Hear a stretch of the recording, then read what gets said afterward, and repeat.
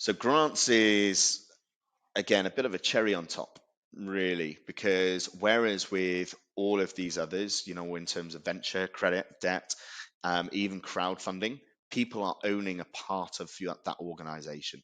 So they are looking at, owning part of that when that company either goes public or it goes through a sale, they get a payback in terms of the percentage of that organization that they own.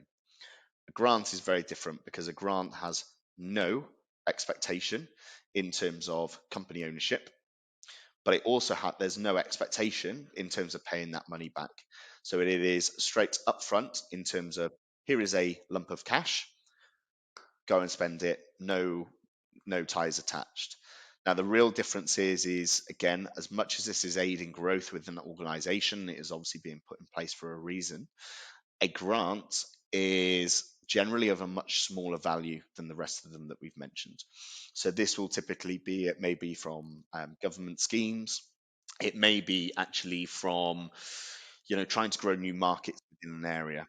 So you'll have organizations within that will work very, very closely with subsectors of the market.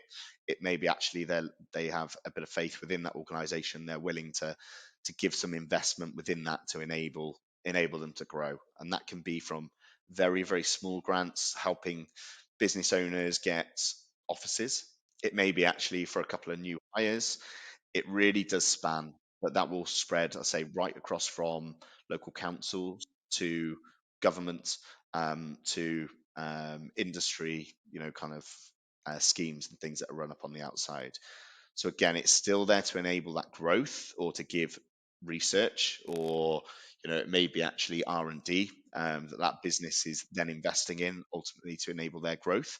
But it's still an opportunity or a signal that organization has money, and they're being given that money because there is potential within it, and an expectation that business is going to grow.